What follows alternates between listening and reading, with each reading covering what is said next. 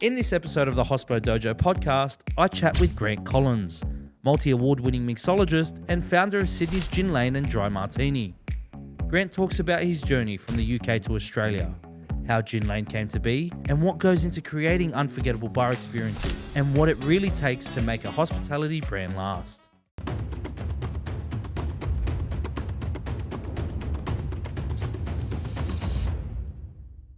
This episode is proudly brought to you by Food and Hospitality Week, a major event in Australia's hospitality calendar connecting 15,000 chefs, owners and industry professionals every year. Mr. Grant Collins. That is me. Mixologist and founder of Gin Lane in Sydney, back in my hometown. Good old Sydney. That's amazing. How long have you had Gin Lane for? 7 years now. 2017 took that over. Is that in Chippendale? In Chippendale, yep. Kensington Street. Okay. Is that like near Spice Alley? Yeah, it's literally backs onto Spice Alley, so. Okay, beautiful. And how's it been? Yeah, it's been interesting.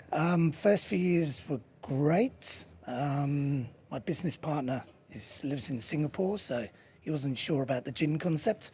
Mm-hmm. He was actually asking me who the hell drinks gin, but we were opening right in the middle of the gin boom. So yeah, he entrusted me with that. He doesn't drink, so he trusted me to come up with that concept. And then 2017 to 2020 was awesome. We sort of hit the ground running, and then COVID. And then I think the last 12 months has been challenging for everybody. So, but yeah, touch wood, it's been good. I mean, we've been in the top 5 gin bars in Australia for the last 5-6 years. Yep. So yeah, been kicking some goals, and we opened a Martini bar literally 50 metres down the road 6 months ago called Dry Martini. So onwards and upwards. Beautiful. And, you know, as a consultant yourself and also an operator, you've got skin in the game. Yep. Which a lot of consultants don't have. You know, I had many of my own venues, I've sold them off, and now I'm just focusing on my consulting. How do you, manage your consultancy and running a venue at the same time? A lot of work. A lot of 7-day weeks. Yeah, I mean, you've got it there. If you've got skin in the game, there are no shortcuts, right? No. If you've had your own venue, you have to be there. You have to be on the grounds. Surround yourself with good people. Surround yourself with some really good staff, and we've got a great team there. So, hopefully it's still there when I get back. Well, kudos to you, mate. You're doing really, really, really well. You've won more than 50 industry awards over the past 2 decades. What first drew you into the craft of, mixology and cocktail making? Well, I think I was born into hospitality. My father owned a fish and chip shop in Cornwall. I probably didn't stand a chance. I tried to do other things, but it drew me back in. He had me sort of preparing the fish and chips at 12, 13 years old. So yeah, I don't think I stood a chance of not being into hospitality, but I did go to college, did a degree in sports science. Thought I'd do a bit of traveling before I sort of came back and jumped in the fitness business, but started collecting glasses when I was in the USA traveling and got the bar bug, and 22 years later, still here. So thanks, Dad. It was always my destiny, I suppose. It's always the case, and I find common denominators here. My family's very big in hospitality. My grandfather came here in the 70s and started out with kebab shops. Yeah. So same for you. It's just like you can't leave it. Can't leave it. It's in your blood, right? It's in your blood, and it's written in the stars. Funny story. My grandfather had a kebab shop in Mount Druitt, which is Western Sydney. I know Mount Druitt. The first Westfields that was there, and he had called it Kebab 22. And I asked him a question. I said, "Why'd you call it Kebab 22?" He goes, "Well, KFC had 11 secret herbs and spices. I had 22, so we called it Kebab 22. That's where he got his name from. Very similar to my father. He had a secret batter as well. So on that creative process, like them, how do you, what's your creative process when developing a new cocktail, and where do you typically start? Is it flavor? Is it story? Is it presentation? What is it? All of the above, really. I mean, you have to go out a lot, right? You have to experience the world. Obviously, I'm originally from the UK, so I'm going back again to London in a few weeks, and I'm going to Greece as well. So I'm looking to open something for Hilton Group towards the middle of the year, and it's a Mediterranean concept, so I'm going to go to Greece and evolve that. So you have to immerse yourself in it, and from that, ideas pop up. I mean, I've got 1 million voice notes in my phone. It never stops, the creative process. I'm sure chefs are the same. The chefs that I know are the same. It never stops. So you come up with an idea, you note it down, maybe you tuck it away, maybe it's in your pocket for 12 months, maybe it's in your pocket for 2 or 3 years, and then you're like, oh yeah, that drink there. But we can go as deep or as sort of simple or classic as is needed for the concept.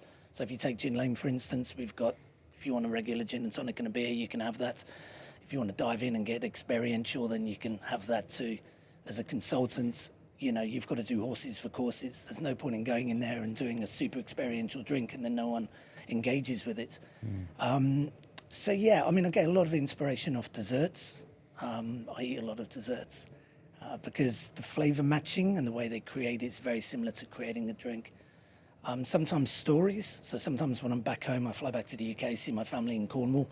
I'm walking literally along the Cornish cliffs and I smell the sea spray and I'm walking through heather and gorse and I'm like, my God, okay, I've got to bring some of this back and do a drink. So I go back to Sydney and I'll do a Cornish Martini or coastal sour or something like that.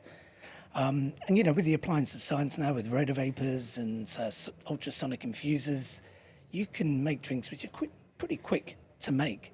But you can infuse all those things into them, using sea salt into gin, using gorse, using heather, and infusing them into something. And you've got a 2 or 3 ingredient cocktail, but you've got all these amazing experiential elements in there. So it's not all about setting fire to things, although we like doing that too. So yeah, multifaceted, I suppose, the creative process, but it's something that never stops. Sometimes I wake up at 3 o'clock in the morning with an idea, and I'm like, boom, yeah, that's going to be gone. Write it down, much to my wife's demise. So yeah, it's an ongoing process. That happens to me all the time. Like I worked on this project for about 2 months, and just before we're about to submit the plans to DA, I did many revisions for this one concept. I woke up at 3:30 a.m. I'll never forget it, and it was a Sunday morning. It's 3:30 a.m. and my wife was asleep, and I just said, "Shit, I need to change this now." I said, "This is going to blow their labour costs, and I'm not gonna allow them to submit it." So I went and I just went back on the computer. I spent 6 hours at 3:30 in the morning, and I redid the entire layout, and then I submitted them the new drawings in the morning, and I said, "Guys, this is your new layout. I'll talk about it to you later, but this is going to cut your labour cost by 50%. And I'm like, I don't know why we didn't think about this earlier. I've done similar. And then they just turned around and said, "Thank you so much." So for me, that gave me a sigh of relief, because it was that point as a consultant, we charge for our time. Time for us is something that we can never get back.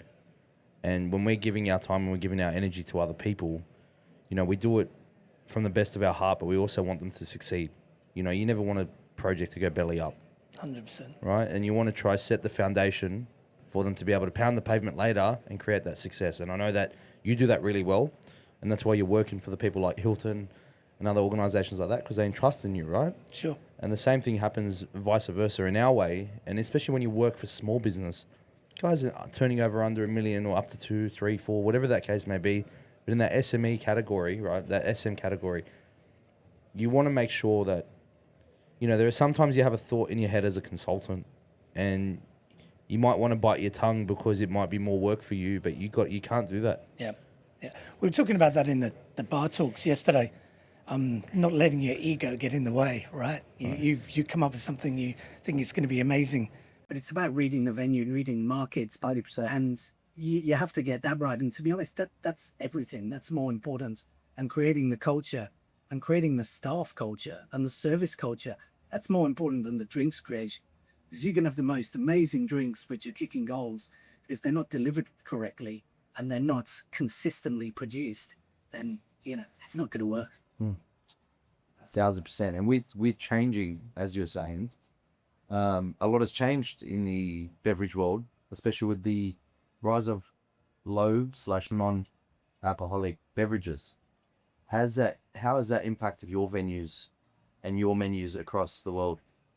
We've just embraced it. Sometimes when I'm doing work in other places, Maldives or something like that, hasn't really caught on. In the UK, it's blowing up. Here in Australia, it's blowing up.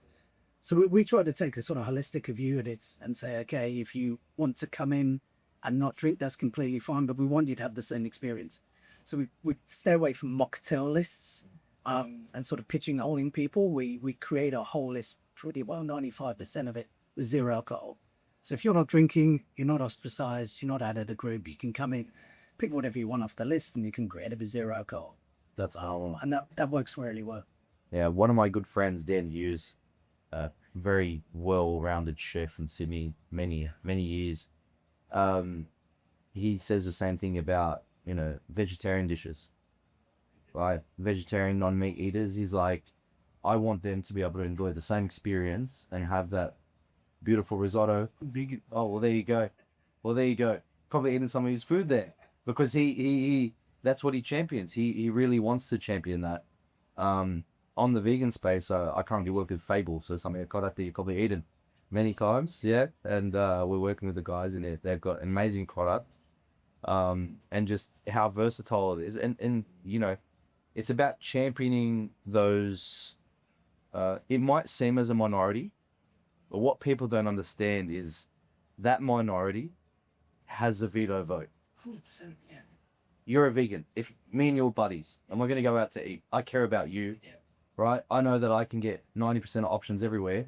You might only be able to get 5%. Am I going to take you to a place where you can't enjoy your meal? Right? And the same thing you go with non-alcoholic drinkers. Yeah. And I think that, being in this time, and especially everyone has different levels of consciousness or whatever it might be, even their preferences, we need to consider that vote. And yes, it might take you more time in research and development, but again, like what you've done is to be able to just swap out those items and go, here guys, you can have the same drink, no alcohol. It's about making people feel included as well. You don't want people to feel excluded or, as I said, it's on the outside. And it, on a business front, it keeps a group together longer. And if you've got 2 or 3 friends who are not drinking, you want them to have fun and experience the experiential cocktails. Don't just say, oh no, you can't have that because you're not drinking. Include them. There's no reason why they can't, just because they choose not to have alcohol, they still can't have a fun experience. So yeah, the guest experience, as you know, is absolutely everything. That's amazing. What advice would you give to young entrepreneurs who want to build a concept-driven bar like yours? Plan well and don't spend what you can't afford. Again, I was talking about this yesterday in one of the chats as well. I think my first small bar that I opened back in 2014, I spent $1.2 million on the fit out. Gin Lane, we spent $35,000 on the fit out. Gin Lane was more profitable than the $1.1 million venue. So plan well, don't let your ego get in the way, do your market research. And yeah, I think probably baby steps is good. You don't have to sort of jump in and get it right the first time. And evolve the business as well. So don't sort of go too crazy. But yeah, market research and know your market and know your guest and know who you're looking to get your return on investment from. I think that's super important.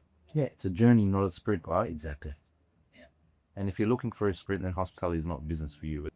Not at the moment, no. Not at all. Not at all. Never has been. Yeah, exactly. All the ones that says it never works, right? Exactly. Yeah. If you ever want a side hustle, sure, you can do events, you can do pop-ups, get something that's low cost, you can do private bartending. They'll let you dabble in the industry at a low cost, and it's something that you can turn off tomorrow and turn on. But when you sign to a lease and you commit to a bank and you start getting funding and all this sort of stuff and you get partnerships, start getting people that you need to report to, it's not something that you can just give up tomorrow because it's not making money, right? 100%. And Sydney's such a crowded market. I mean, Melbourne too. A lot of major cities now in Australia, you need those unique points of difference. So if you're going to open your new venue, not only think about it, do your research, but make sure you've got some good hooks in there as well to bring people back. That's amazing. And finally, what brings you to Food and Hospitality Week this year? Invites. So I'm from Sydney like yourself. They asked me to propose some chats, gin being one of them. Love talking about gin. That was the first sort of show that I was doing here. And then the business of bars, very similar to what we just touched on then. If you're going to open your first bar, what are the steps to do? Do you just sort of jump in? And I told a great story yesterday about a couple of friends of mine in the UK who I was bartending with in London in 2005. They wanted to open a bar. Had no clue what they were doing, but they just had that pipe dream, right? One of them remortgaged his house. The other one had a loan off his parents, and the other one took a side hustle on the as a part-time job as a stripper, just so they could open this bar in Battersea in London. They opened it on £30,000, 2006, I believe, and in 2018, they had 35 venues. Wow. They sold it for £50 million. So, yeah. That's amazing. Yes. So there's some Hard work pays off. hard work pays off and passion pays off, right? They wanted to do something and they stuck with it. That's it. Well, Grant, thank you so much. Thanks for coming out to Food and Hospitality Week. Thanks, mate. It's been a pleasure to have you here. Thanks for having me. I hope you've enjoyed the podcast. And yeah, look forward to catching up with you in Sydney. Yeah, for sure, mate. We'll have to do it again. Cheers. Thanks, mate.